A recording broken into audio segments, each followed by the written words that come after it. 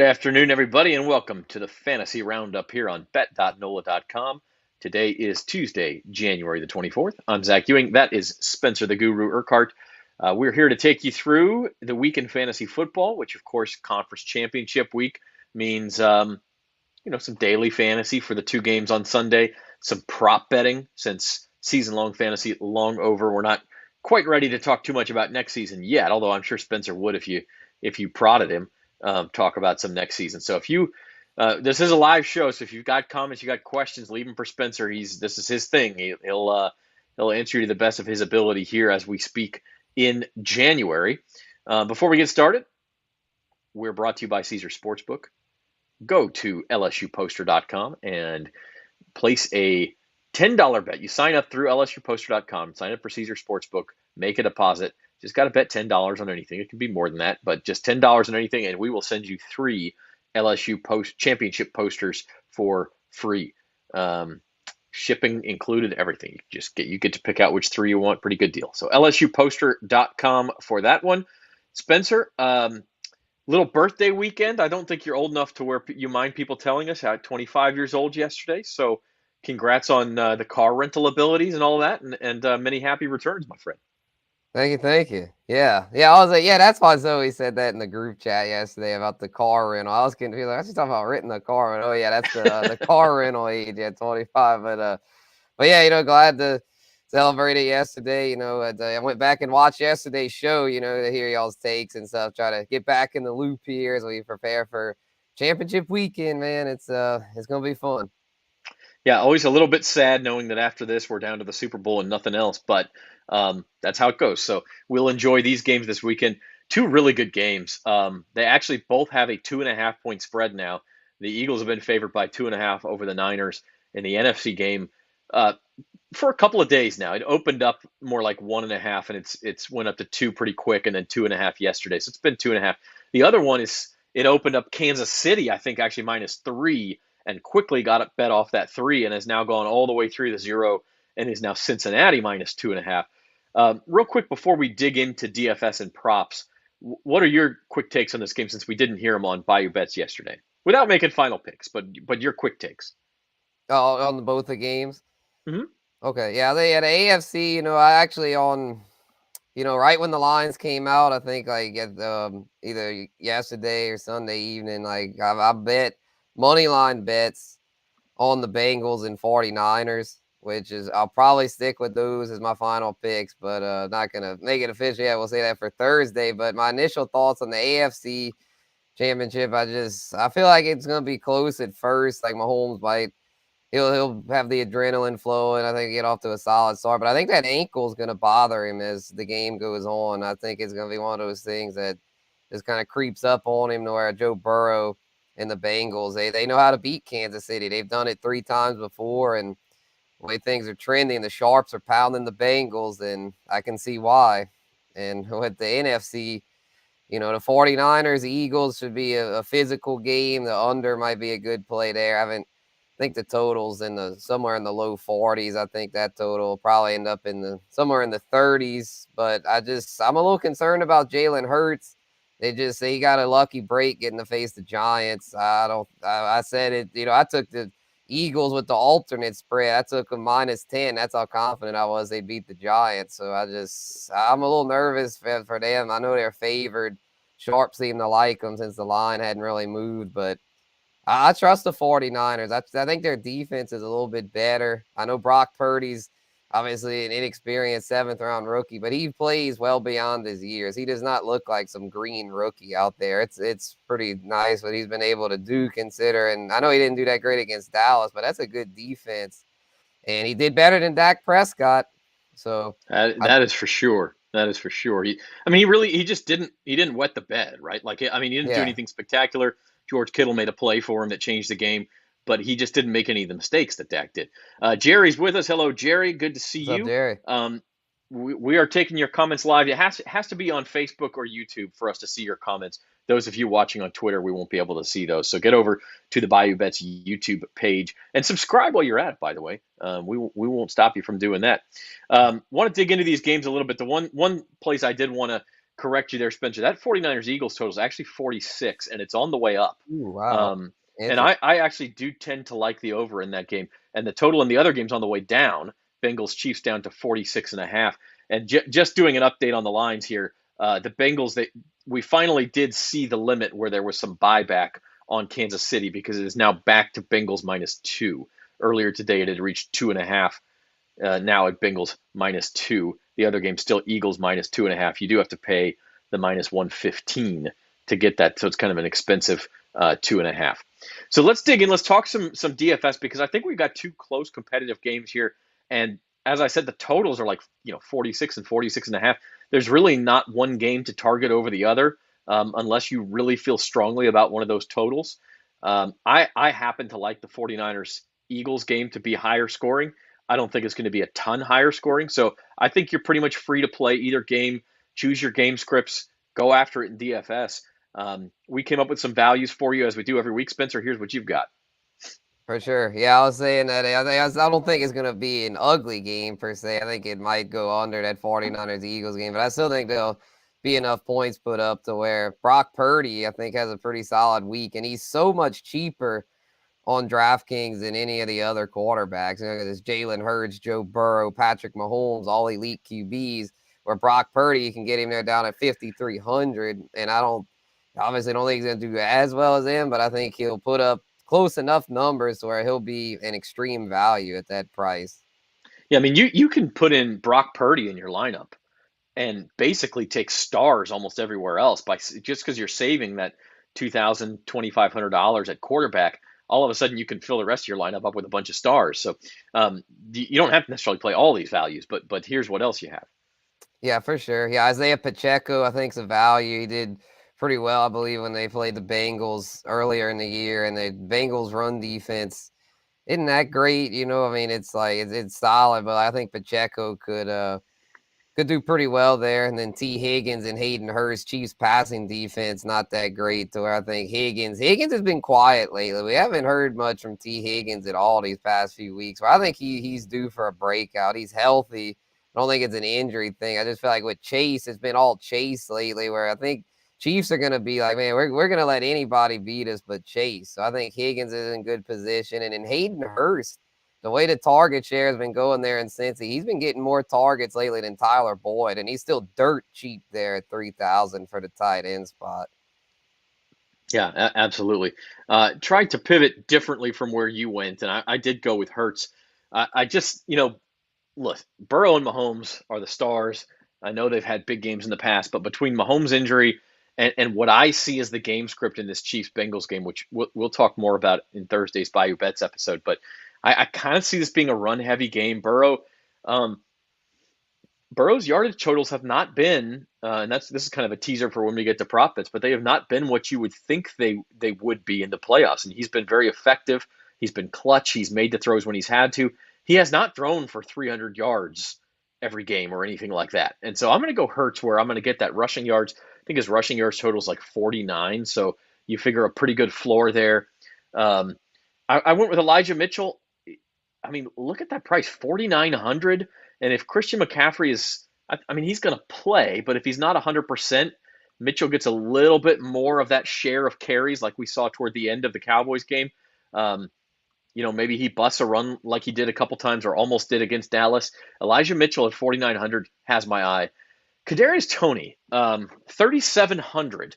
And to me, the Chiefs' game plan is going to be get the ball to Travis Kelce and try to do some creative stuff with the run game. And that's where Kadarius Toney comes into me. Short passes or jet sweeps, those sorts of things. We've seen the Chiefs start to use him a little bit more. We also saw them start to use him quite a bit when Mahomes went down with that injury on Sunday or on Saturday. And so, yeah, I think Kadarius Toney's usage goes up in this game at 3,700. I'm taking a look. And then George Kittle, just don't know that the Eagles not great against the tight end.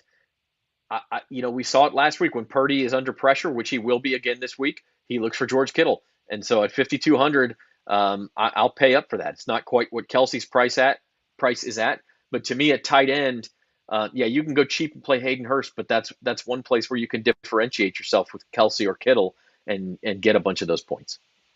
Yeah, for sure. Yeah, I really like the Mitchell and Kittle plays, because I think the 49ers put up some points here. I think they get it done where like the Eagles defense has a lot of big names, it's got a lot of flashy, Darius Slade, a shutdown corner, the TJ Edwards, tackling machine linebacker, the scary pass rusher, Sweat, Hargrave, there's one Reddick, that's the really good one. They've got all these big names, but like their defense down the stretch wasn't as dominant. Hell, they got the Saints. The Saints offense looked fairly decent against them. It's to where I'm not saying they're gonna stink, but I think the 49ers can exploit it because you've got Debo, Ayuk, of course, Kittle, CMC, Mitchell. You've got enough weapons to where that I think Purdy and the Niners are in good shape. Yeah, I mean the Saints, they scored a touchdown on their opening possession, and then had like six more offensive points the rest of the game. Their last touchdown came on the pick six. So Yeah, I that's don't true. It's know. more the Saints defense. Yeah, I don't know Looking, about that. yeah. The Eagles defense, but it's look, their pass rush is ferocious, but the 49ers will find way. I mean, Mike Shanahan or Kyle Shanahan, excuse me, will find ways to counteract that. Um, Super interesting. Let's take a look at some player props. We'll start with that NFC game. We'll start with that NFC game. These are the props available on Caesars. These are changing all the time. So if you like a number, you got to go for it. In fact, Brock Purdy just down to 218 and a half passing yards. So this was a couple of hours ago that I compiled this. 219.5 passing yards. Jalen Hurts at 245.5. Christian McCaffrey, 63 and a half rushing yards. A.J. Brown, the leader, at 70 and a half receiving yards. And then you see down at the bottom, these are odds for each guy to score a touchdown. The only one better than even money would be Christian McCaffrey. Um, Spencer, without giving away your top picks, because we're going to end the show with those, Mhm. but interesting numbers here. I mean, I think you do look at that total of 46 and say, well, where is that production coming from if these guys are both going to pass for less than 250 yards? Right. Yeah, I think it'd be pretty run heavy, like you'd say. I think CMC, he's kind of banged up, but that could still go over. 63 and a half is not that high. I got burned by him last week. I had the over, had him in a parlay with shoot, I forgot with Kittle. Kittle went over, but CMC didn't, so I lost. But Elijah Mitchell, I don't see him up there, but he had Yeah, mentioned him there's for no number yet on DFS. Mitchell. No number yet for his prop. For sure. Yeah. And then, with the Eagles, that out in Miles Sanders, he's all right, but Kenneth Gainwell stepped up with a 100-yard effort last week, against the Giants. So they've got more than just Jalen Hurts. They've got a solid 1-2 punch there. So probably be a lot of running, but the passing, I see Purdy having to pass a decent amount, and, with Debo and Ayuk and Kittle, it's a chance they get a lot of yards after the catch. And then Mm-hmm. Jalen Hurts, I feel like that number might be a little bit high considering he didn't really have to do a whole lot against the Giants. It was kind of one. I mean, they were in control the whole time, so it wasn't really. I know he looked healthy for the most part, but it's one of those things like it would take a big hit or two, because that 49ers defense ferocious there with Nick Bosa and company. It's could be trouble. I don't know. It is just one of those games where Jalen Hurts, I definitely wouldn't touch his overs because I just see him against that number one defense potentially having a lot of trouble. Josh is here. He says he's taking a lot of unders. Good to hear from you, Josh. And I think there's some value in that, especially in that Bengals Chiefs game, which we'll get to in a second. The one I had my eye on before, and well, actually two. One was Elijah Mitchell rushing yards, which has not been posted yet. So I have my eye on what that number is. If that's down under 30, I'm taking the over. And then the other one was Jalen Hurts rushing yards, but that number posted at 49 and a half, which to me that's a little too rich. You almost need Jalen Hurts to bust like a 20 plus yard run if he's going to get to 50 yards. And I don't know if I want to bet on that. I think if anything on that one, I might bet at the bottom there. You see Hurts touchdown be plus 116. They get down around the goal line. That's something the Eagles like to do. I could see Hurts getting in the end zone. The other one, the very last name on that list, George Kittle at plus 195 to score a touchdown. Not a bad look there. Right, yeah, there could be value with that because he's a guy. He's not like a huge touchdown scorer, but he's definitely capable of it. He's a big body, tough to bring down. So yeah, there's definitely value there. I mainly look at yardage props, but yeah, some of those anytime touchdown props look pretty nice. Yeah, and the thing about that one too is like I said, the Eagles have struggled to guard the tight end, and Brock Purdy showed me last week. This is the first. I mean, we talked about it all week last week. The Cowboys are the first really truly good defense Brock Purdy had to face. Apologies to Seattle, their defense not that good. They had some good individual pieces, but they hadn't really had to face that tough defense with Brock Purdy. He had half a game against Miami, I guess, but and when he was under pressure, we saw him turn to Kittle more than he had in weeks past, and so I think you can play off of that. I'll take a look at some AFC props, Bengals and Chiefs, and like Josh said, I see quite a few unders on this list. Burrow passing yards 276.5, Mahomes just behind him. The rushing yards, rushing totals lower in this one. The one I don't understand Mahomes passing TDs. Everybody else set at 1.5, and that's almost always what you see. His is set at 2.5, and you have to pay minus 220 something for the under. It's almost not bettable there. I mean, I don't think you can bank on him throwing 3 touchdown passes. Yeah, no, that's just I'd want to try to move the line and do like the under 1.5 for him, because like I said earlier, I think he could have some trouble there with that ankle. But where I think Pacheco 47.5 is pretty good over 47.5, because I think they're gonna have to run it more than usual. I know the Chiefs aren't a run first offense by any means, but I think they might change up their game plan a little bit this week to where they won't. I don't think they're going to lean quite as much on Mahomes as usual, even though he's had the MVP season. Because I mean, a high ankle sprain, that's a serious deal. I mean, he's going to have to really gut that out to where I think Andy Reid's going to know that going in and make the game plan a little different than they usually cook up.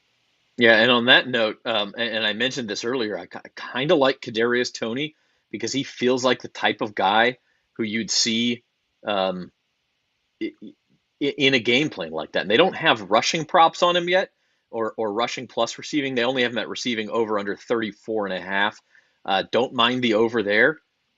Also, his receptions total, I guess they don't have that.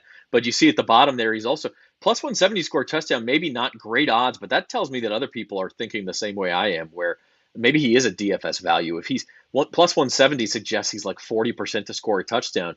If you put him, get my DFS slide back up here. If you put him in your lineup at 3,700 and he goes for 40 yards and a touchdown with, let's say, 5 catches, that's a smash play at 3,700 in a DFS lineup.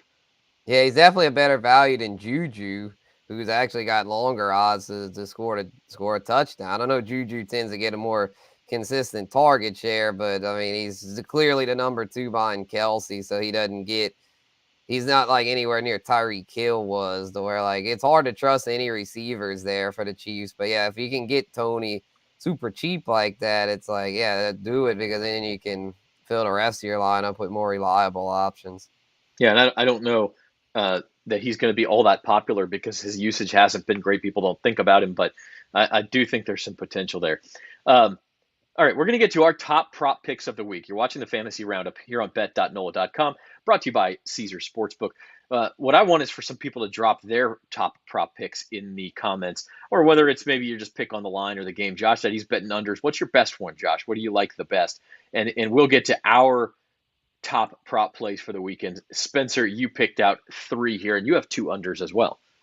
Yeah, for sure, for sure. Yeah, I mean, it's gonna championship weeks. It's gonna be pressure. High stakes, high pressure defenses tend to rise to the top in these kind of matchups. So I'm definitely going under on Mahomes. I don't trust him with the ankle. Burrow under too seems like a pretty good play, being that game probably won't be the shootout like a lot of the, as Jim says, Joe Q publics thinking, oh, Burrow, Mahomes, that's got to be a shootout. I kind of fell into that trap. I had a really good weekend, but I did whiff on that Bills-Bengals game script. I thought that was going to be Allen, Burrow, a shootout, and yeah, I whiffed on that one. But Mahomes, yeah, I'm going under there. Miles Sanders, too, going under. Kenneth Gainwell was more involved last week in the backfield, and 49ers, man, it's the number 1 defense, especially number 1 run defense. It is hard as hell to run on the 49ers. But that brick wall front 7 they've got. So I definitely don't trust Miles Sanders. And then George Kittle, I know you liked him this week, Zach. I think he'll easily go over that prop, which I believe was set at only 44.5 receiving yards. Yeah, I've already bet that, and I think I got it at 45.5. But Yeah, I love that. I mean, I just don't. He hasn't averaged that in a while, and there's been some injury issues and everything. But I've talked about why I think the Eagles don't defend the tight end very well. Purdy showed a tendency last week to look for him as a security blanket, and against that Eagles pass rush, he's going to need a security blanket. So I do like that. My top props, you talked about this, Joe Burrow. I just think that's too high. I mean, look, number one, the Bengals may go a little bit more conservative than usual, just simply because they know Mahomes is on the other side limited, and so you're not going to see him put up 40 points probably. And so if the Bengals are running the ball a little bit more, the other thing is like Joe Burrow has had these games. He had one against the Panthers this year, and then he had one against the Chiefs last year where he throws for 400 yards, and he had one against the Ravens last year that he went I think over 500, and he has these huge games in 18 games this year, 16 regular season because they didn't have that 17th game against Buffalo, and then 2 in the playoffs. Joe Burrow has gone over this number 276.5 7 times out of 18 games. So why is that number that high? Again, that's Joe Q Public, like you're saying, Spencer. Yeah, It's like yeah. it.